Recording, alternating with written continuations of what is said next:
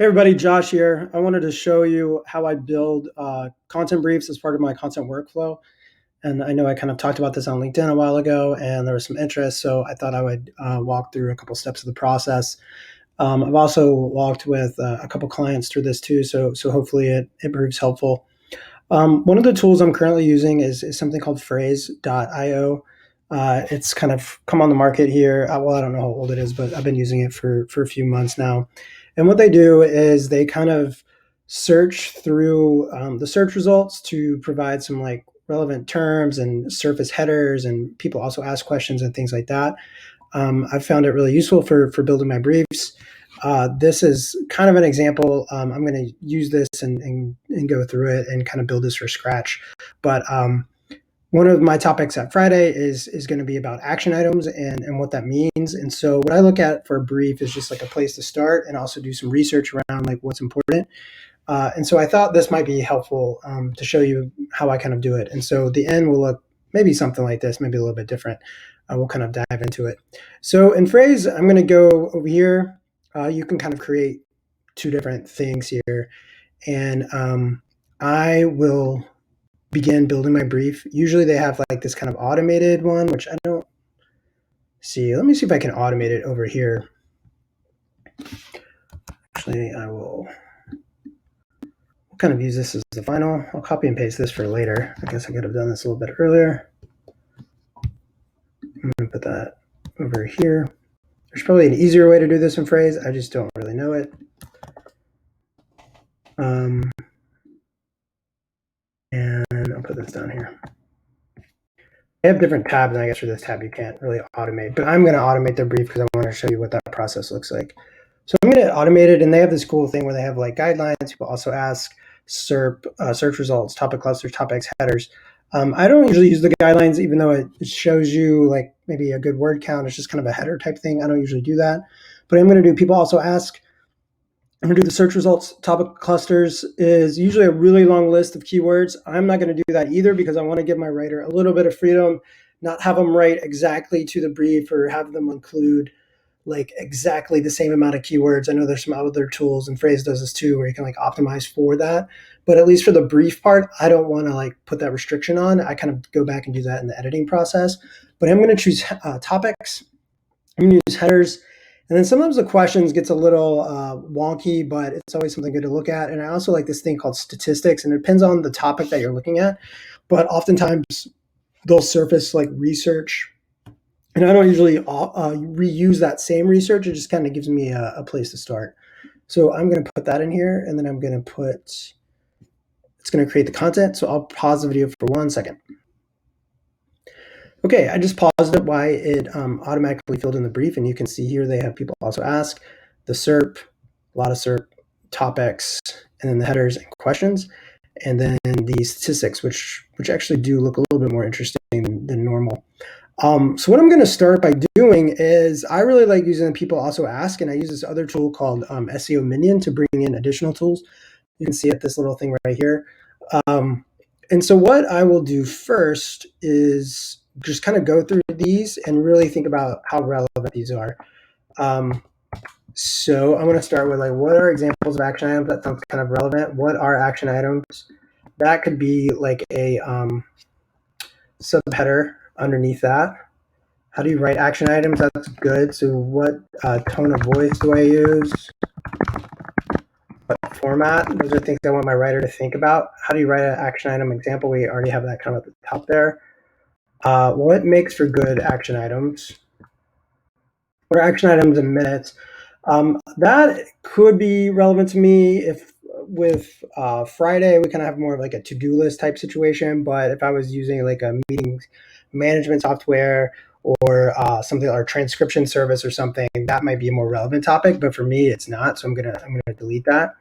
And then what are meeting action items? I'm gonna come back to that here in a second. How do you manage your action items? So for us, I know to-do list will be important. Schedule, time blocking, these are all questions that our product at Friday helps with. So I definitely want to mention those things. And you can see as I'm building this that I have my product in the back of my head. Like I'm not just trying to create the most Well, I am trying to create an awesome post. I should say that, but I also want to frame it in a certain way to where my product is at front and center. And so the things my product does well, that's what I want to emphasize as I'm building out my brief. What is the best way to track action items? Interesting. What is an action item in an agenda? Is this for meetings? And this is kind of a question of the writer. Is this for meetings or a personal schedule? That's what I'm trying to get at. So I'll have the writer kind of research that a little bit more. How do you list your action items? That'll be important for us at Friday. Say mention off the keyboard, mention Friday planner. All right, so that'll get me going here. And then the SERP, I'm really thinking about these right now as like, what are some examples that I can give to my writer? So I don't want them going to Wikipedia. I don't know what this tech target is, but like this piece, even just by being looking at it, looks a bit more generic than what I want to go for, even though I know I'll be competing against these guys. This doesn't have enough information. You can see action items are just like a really wild and kind of gnarly SERP right now. This one about from Project Central looks a little bit more legit. I don't really want to talk about Android or Google support. 7 tips for meeting your yes, that sounds more relevant. Hugo is a really good site in my industry, so I'm going to keep that. Inclusion action items from Whitman University. It doesn't look like they're explaining the topic. It's just kind of what they decided on themselves. I'm taking that out. 7 ways about write better action items. That seems Instagant, excuse me, is a little bit more reputable thing. I'm going to delete this Google one, but you can see here that I'm going through and kind of picking out which ones maybe like most relevant for me. Usually I just like to use like 5 or 6 to give to the writer, and then that's what I'm going to go do on this next section here is actually look at the headings from the SERP and then start to keep building my outline from there. That's what I'm trying to say. So I'm going to keep building my outline with the SERP results and look at their headers. So you can see that they don't process everything like super well sometimes. But for me, I'm just going to skip that one because there's nothing there. I'm just kind of looking for header ideas and things to talk about. What is an action item? That I actually talk about what an action item is. That could be important. So I'm going to copy that one here. That's kind of a generic thing. I don't have to necessarily worry about plagiarism for something like that. A free action item template in Excel. That is an interesting idea. I'm going to make a note of that. Come back to template idea. All right, so I'm just kind of making a random note here. Task versus actionable items. That's kind of interesting. Oh, I did put what are action items. But that idea is interesting to me, so I'm going to copy that. Minimize. What do they mean by that? And you can see here in Frase, they allow you to open it up. An action item should be the smallest task, okay? Action items as the smallest task to do next. And what's nice in Frase is you can actually copy this over and it leaves the source there. So the writer knows like, hey, this is an important point. Here's what they say about it. Again, I'm not asking them to copy it directly, and I usually put that in my brief notes, but it's just a point of reference. And then they can kind of follow these down to like, hey, these should be included. So Google support, not copying that. Oh, wait, whoops, I should look at this one a little bit more. So let me close that, view all sections. Okay. And then they have something about dependencies. So I should say like, how do dependencies affect action items? Okay. And then standardize the process. What do they mean by that?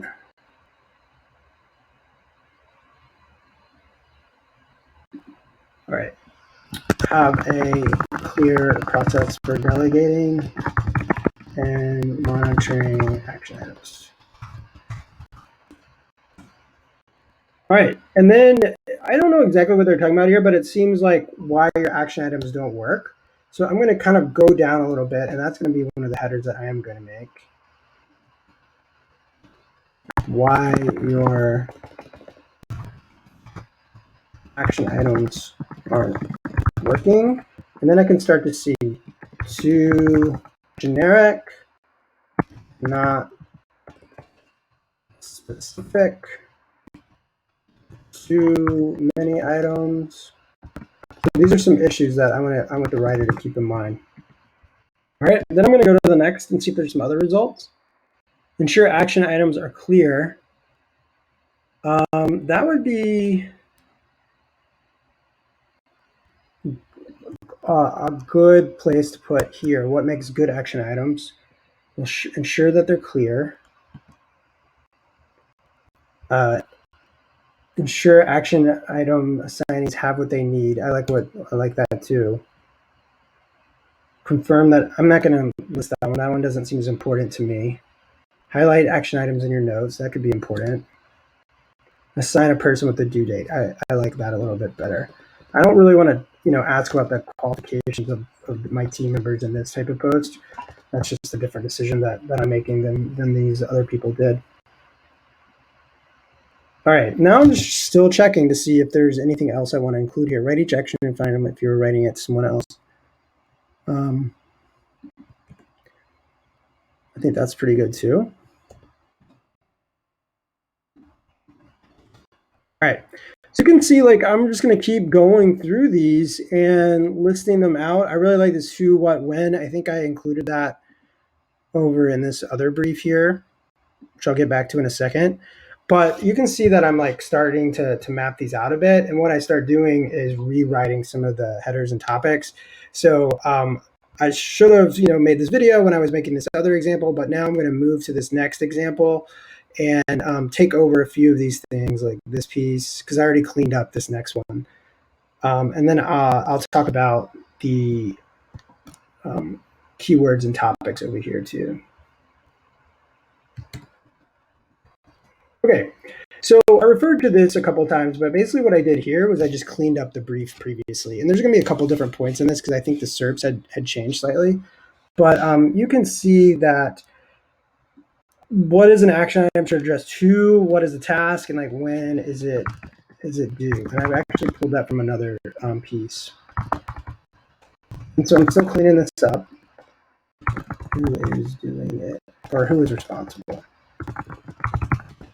All right, and then how do you create better action items for your to-do list? And then I decided to do so many different tips for creating the right action item. You can tell I cleaned this up compared to the previous one. And because I was building this again, and I'm not always perfect, there's probably a couple things I want to bring over here, like tone of voice and what format, that type of thing. I'll put that here. And now the writer has some good tips that they could go with and kind of a more clear outline than just me copying and pasting directly from Frase. And so I think it's always important to kind of clean that up. And so again, I'm providing the SERPs for the writer. And then for the topics, what I usually just say is try to include these topics somewhere in the post. And generally, and what's good about Frase is, you can see the word count and different things here. Usually the word count for this is only 406 words, which seems really low for me. The average is 987. So let me look through some of these to make sure I'm with these. Color, probably not as important. Cloud, important concept, but probably not what I need to include here. Department, energy, I don't necessarily need that. The rest of these, I'm okay if they're included, and if they're not, I think it would be all right too. Oh yeah, what I was going to say is I can now look at Frase and they'll tell me what an average word count is. So their average for this is 987. But for me, and maybe this is a bad habit of mine, I'm just always putting my word count at 12 to 1500 words. That's just what I do. And then I'm also going to have my writer name. And then usually what I say is have a purpose or objective. And usually I'll say something like create a comprehensive article about action items and how it is used used in the modern workplace. Because Friday talks a lot about remote, I'll probably say something like mention remote work and how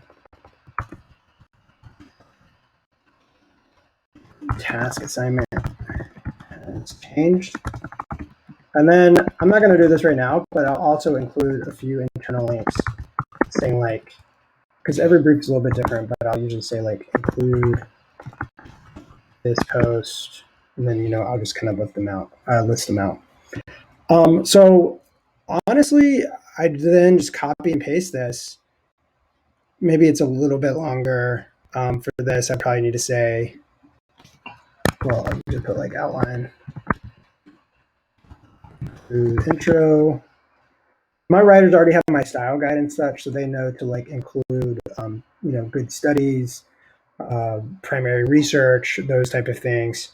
But for my outline, I'll also say like include intro, and then say conclusion. And then this is a little bit different that I don't think a lot of people do, and I was a little surprised, but I usually say to my writers, like if there's because I work for Friday.app, so I say like if you think there's a place for Friday, like go ahead and mention it in the post, but I usually am the only one writing about Friday, me or someone on my in-house team. Once I get to know a freelancer like really well, maybe then I'll start letting them write about Friday. But in my editing process, because I'm also the main editor, is I am going to write about Friday. I'm going to double check all of what they say. So usually I don't have them write about features unless I specifically ask. Sometimes it is good just to get somebody else's perspective and a little bit of different words and like, what do you think? But I haven't always done that, but just more recently, as we're really trying to nail our conversions and just our product market fit, I want to be in charge of the voice of Friday in that regard. And again, I think that'll change over time. So once this piece comes back to me as a post, I'm going to write about Friday and how Friday can be used with action items, but I'm not necessarily going to do that from the start. So this is like I will copy and paste this into Google Docs, and then I will send this to a writer, and they will start going on it. Oh yeah, I did forget. Usually I do mention keywords. So for this, it's going to be action items. I've already done the research on that. And I might just say like how to use action items well. So I'll have them research that and look at that. But honestly, that's usually all the keywords I give. Some writers will give me headers, some of them won't. I kind of do that on my own. Maybe I do a little bit too much on my own. But anyway, that's my general process. Feel free to hit me back if you have some questions. It was good talking to you. Thanks.